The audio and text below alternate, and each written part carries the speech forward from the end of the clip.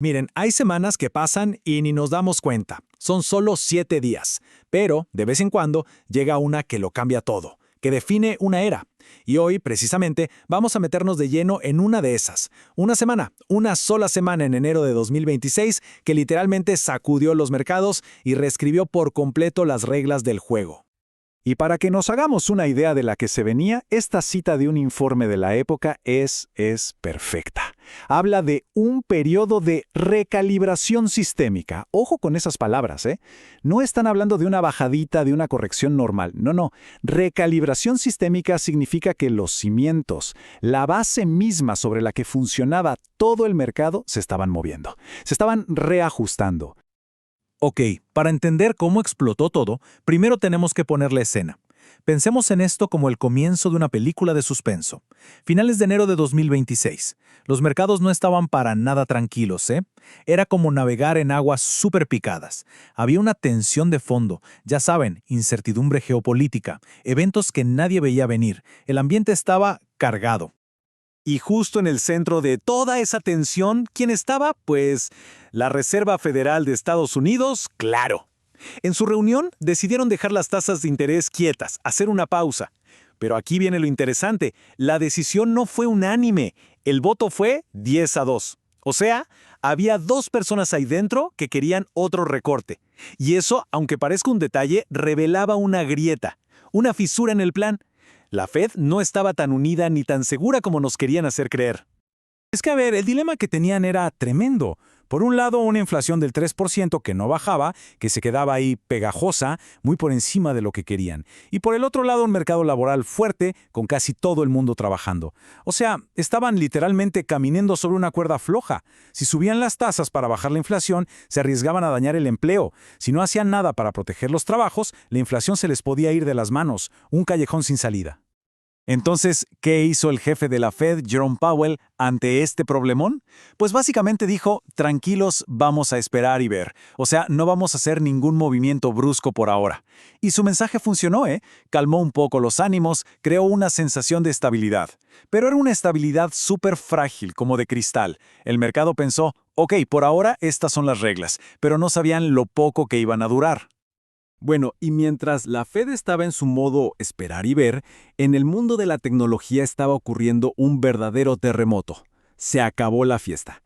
Esa época de euforia total por la inteligencia artificial, donde una empresa solo tenía que decir IA para que sus acciones se dispararan, bueno, esa era llegó a su fin. De repente, los inversores empezaron a preguntar algo muy simple pero muy duro. Ok, muy bonito todo, pero ¿dónde está el dinero? ¿Dónde están los resultados? Y nada lo demostró mejor que lo que pasó con 2 gigantes, Meta y Microsoft. Fueron como la noche y el día. Meta, por un lado, la rompió, sencillamente arrasó, demostró que su IA no era un cuento para el futuro, era una máquina de hacer dinero, pero ya, en ese momento. Y luego estaba Microsoft, y esto es una locura, una paradoja total. Tenían una demanda tan, pero tan bestial por sus servicios de IA, que sus propios sistemas, su infraestructura, no podía con ella. Y el mercado los castigó por eso, no por fracasar, sino por tener un éxito demasiado grande. 150.000 millones de dólares. Pensemos en esa cifra un segundo. Eso fue lo que subió el valor de Meta en un solo día. El mensaje del mercado no pudo ser más claro. Fue un grito atronador. Señores, ya no nos basta con la tecnología bonita, ya no es suficiente. Lo que se empezó a premiar fue la ejecución, la capacidad de convertir esa tecnología en dinero contante y sonante. Ahora. Y lo de Meta no fue magia. Para nada. Fue una ejecución perfecta, de manual. Sus modelos de inteligencia artificial, los famosos GEM, hicieron que los anuncios fueran increíblemente efectivos.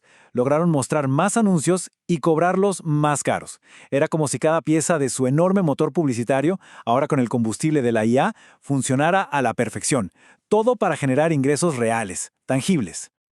Ok, volvamos un momento a la increíble paradoja de Microsoft. La propia jefa de finanzas de la compañía lo dijo con todas las letras. Dijo que estaban en búsqueda de capacidad. O sea, estaban buscando desesperadamente cómo atender a tanta gente. La demanda era tan gigante que se les convirtió en un problema, en un cuello de botella. Y el mercado, en lugar de celebrarlo, se asustó. Vio un riesgo enorme.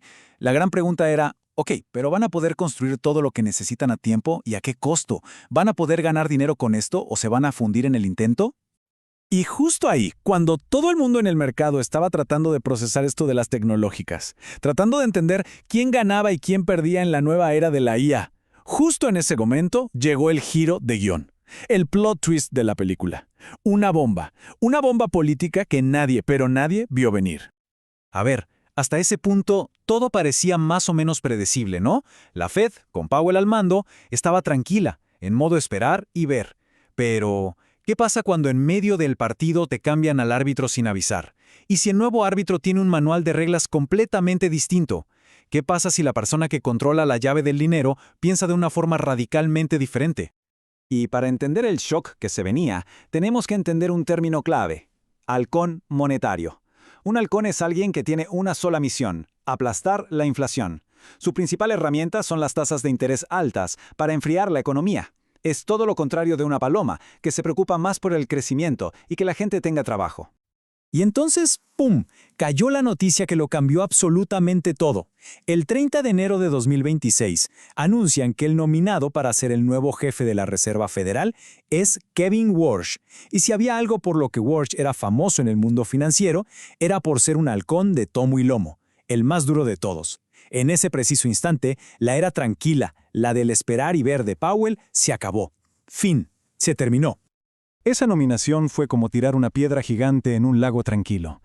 Desató una reacción en cadena inmediata, una onda expansiva brutal.